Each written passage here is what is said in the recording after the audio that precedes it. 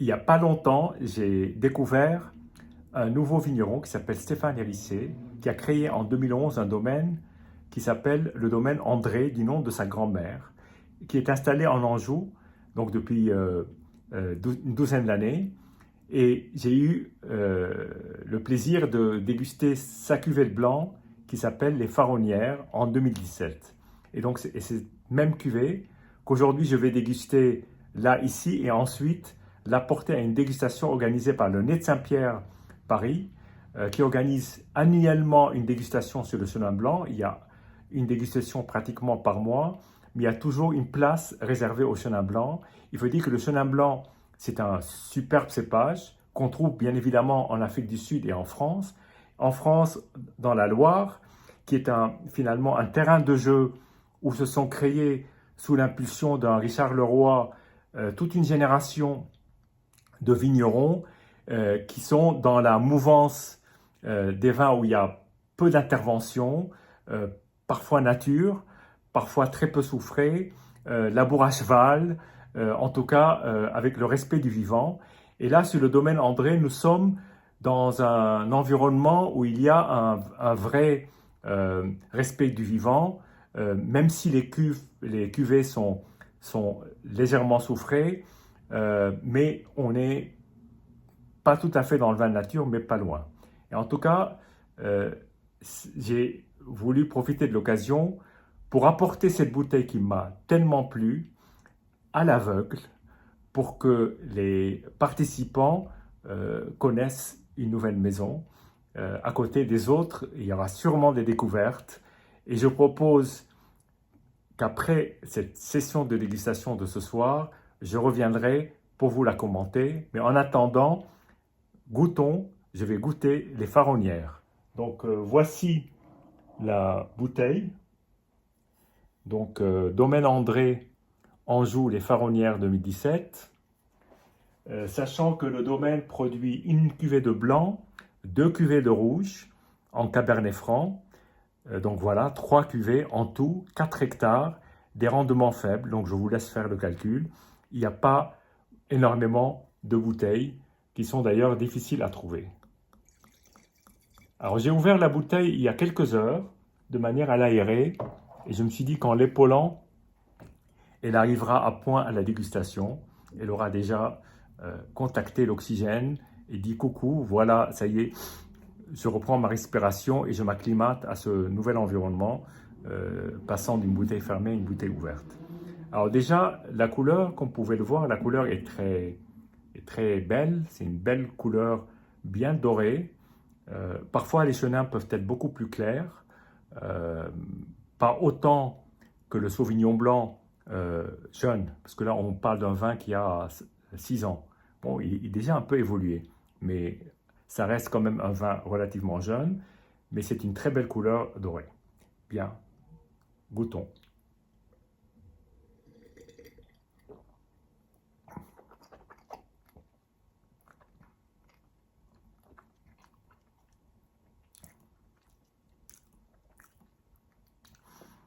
Je retrouve le vin que j'ai goûté, qui avait été débouché sur le moment. Je lui trouve un tout petit peu plus de côté expressif, même si je l'avais déjà trouvé très expressif au cave. Là, il est plus expansif parce que je lui ai laissé quand même quelques heures. Alors, ce qui frappe, c'est euh, le côté extrêmement savoureux de ce vin. Parfois, les chenins peuvent être tellement tendus que c'est limite un vin intellectuel.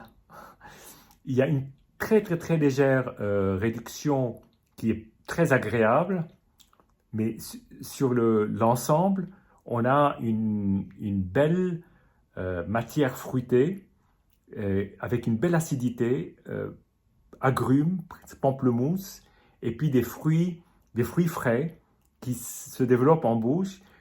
Je ne connais pas la nature de l'élevage, mais l'élevage est très discret sur cette cuvée-là.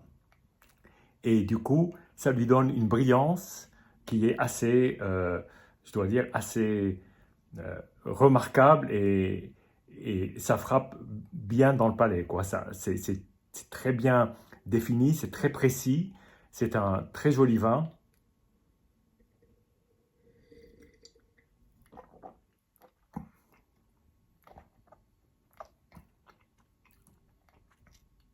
Il y a une très belle aromatique de fruits très frais avec cette acidité qui est à la fois soutenue mais ronde et savoureuse. C'est une acidité qui ouvre le palais et qui donne au vin une assise, une structure et vraiment quelle belle matière.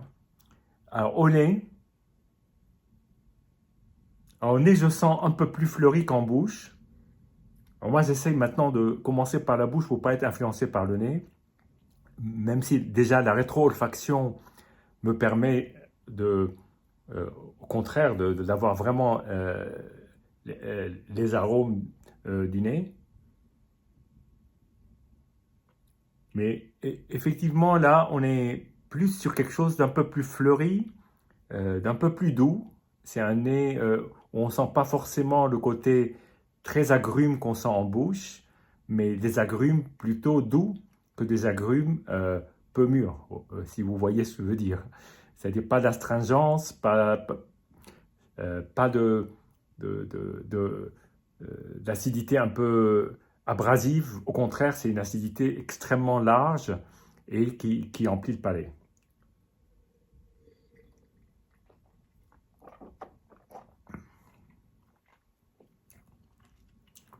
Très belle expression du fruit. C'est vraiment une super cuvée, magnifique. Donc, je reviendrai pour vous rendre compte de tout ce que j'aurai dégusté grâce à mes notes. Je ne vais pas emmener les bouteilles, mais je le ferai avec plaisir. Et en attendant, santé et à bientôt.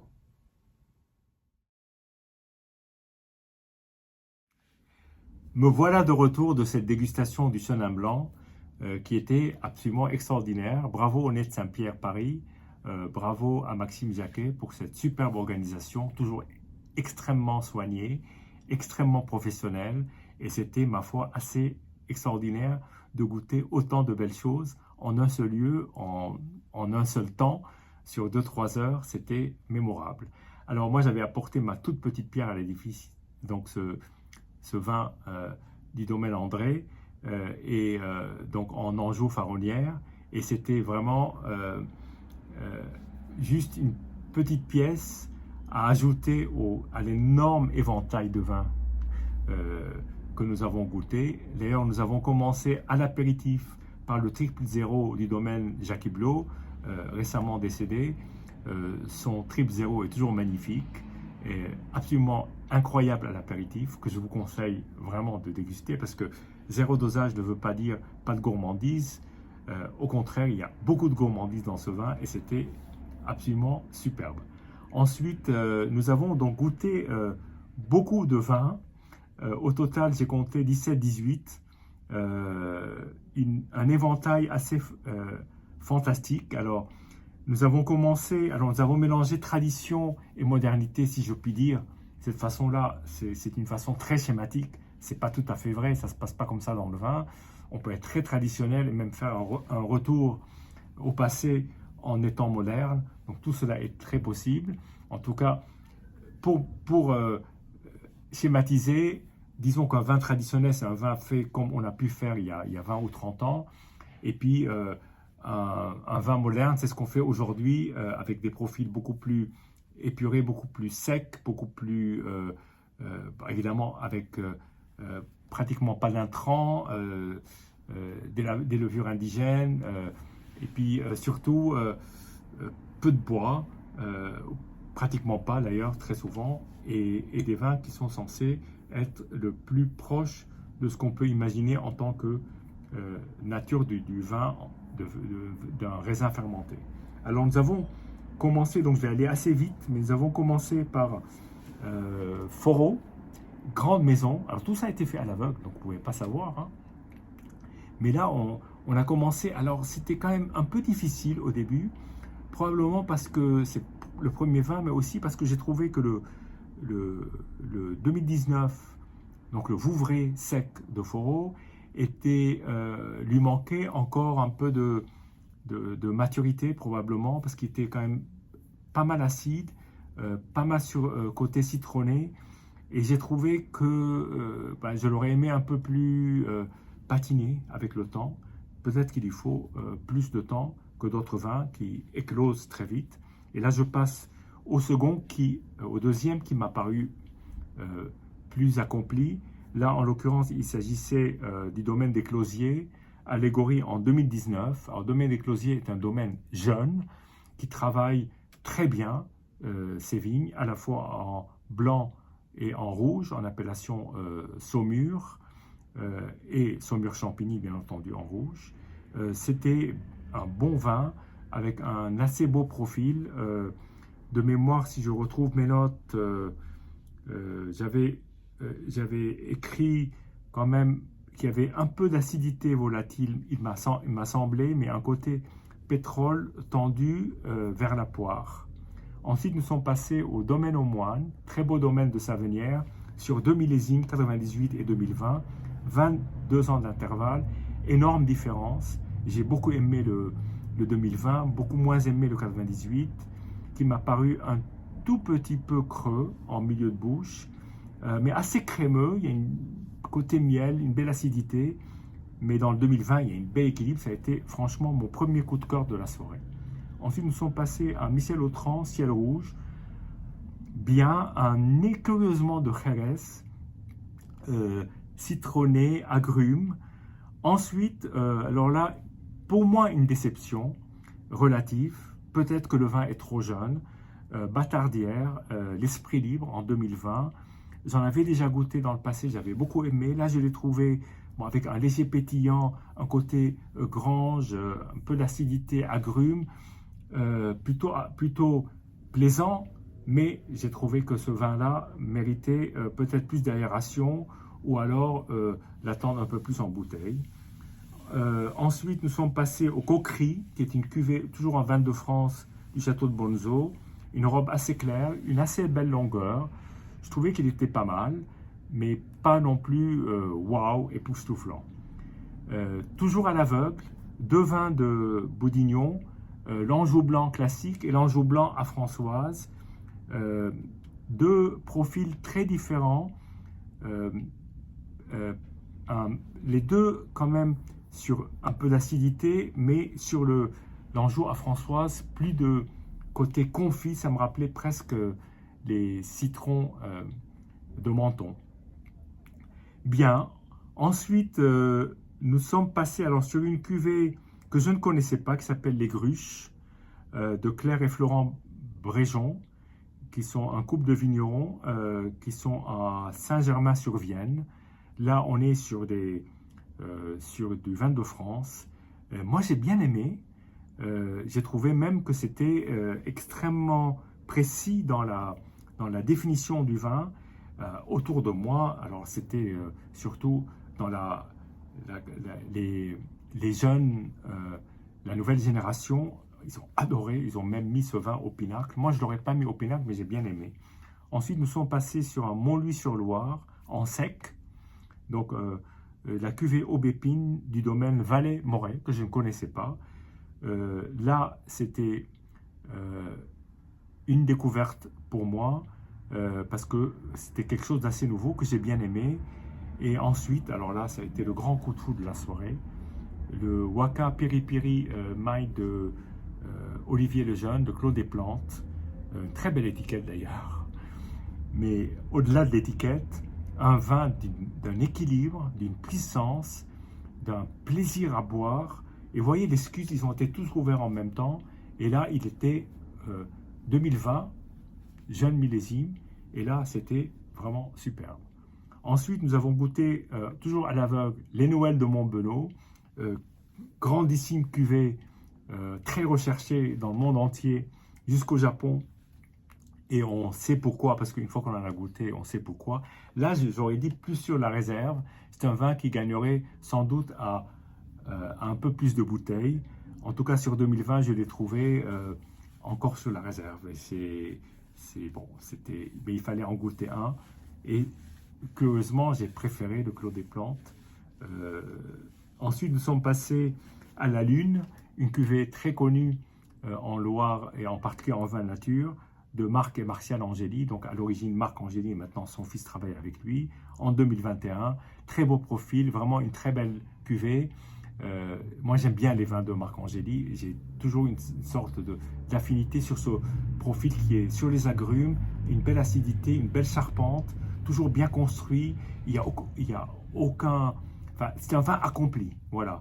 Alors, des fois, il peut être époustouflant, comme sur certaines vieilles vignes des blanderies qui absolument peuvent être magnifiques, et surtout sur des années où il faut attendre 2015, 2016. Aujourd'hui, il goûte absolument merveilleusement.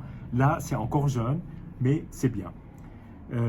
Ensuite, bon, la dégustation était pratiquement terminée. Nous étions 2 ou même 3 à avoir apporté des vins en plus. Donc moi, j'ai fait toujours à l'aveugle le domaine André les Faronnières.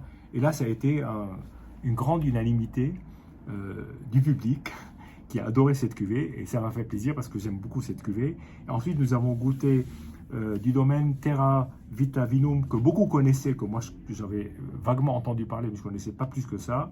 La cuvée Les Grandes Rogeries, apportée par un caviste, Lucas, qui a une cave avenue du Maine, qui a l'air passionnante, que j'irai visiter. En tout cas, j'ai eu beaucoup de discussions avec le caviste. Et cette cuvée, alors c'est une cuvée plutôt jeune, moderne, avec un côté un peu presque explosif, point de vue pas de la concentration, mais du style. Vous voyez, c'est des vins qui ne vous laissent pas indifférents. Maintenant, ce n'est pas toujours facile, évident, pour moi de goûter ces vins-là qui ont un profil différent. Je préfère plutôt le domaine André, qui est une sorte d'alliance entre la tradition et puis la modernité. Et je finirai par dire qu'en fait, cette dégustation nous a totalement éclairé et appris beaucoup de choses sur ce magnifique cépage, et en particulier sur cette région de Loire. Et je vous invite à goûter plein de vins. Alors, il y avait plein de domaines qu'on n'a pas eu l'occasion de goûter. Il y a des vins absolument extraordinaires. Parfois, des mêmes vins vraiment emblématiques, que ce soit le Clos Rougeard, bien entendu, que ce soit Thierry Germain, que ce soit bien évidemment du côté de Savenière, le Clos de la Coulée de Serran, le domaine, absolument extraordinaire. Donc on ne pouvait pas tout goûter, j'en oublie, il y en a plein, mais en tout cas, on a eu un suffisamment éventail en fait, à la fois de style, de maturité, puisqu'on est remonté sur 98, et on a même fini sur un vin de Jopiton, qui est domaine qui n'existe plus aujourd'hui, qui est le domaine de Bellargus. En Anjou, sur 2007, les pépinières. Jopiton est une figure du chenin blanc, et en particulier du chenin blanc sec, mais surtout du chenin blanc du Correux, et en particulier en appellation Quart de Chaume. Ces vieilles cuvées en demi-bouteille, en 50 centilitres, sont des monuments du vin.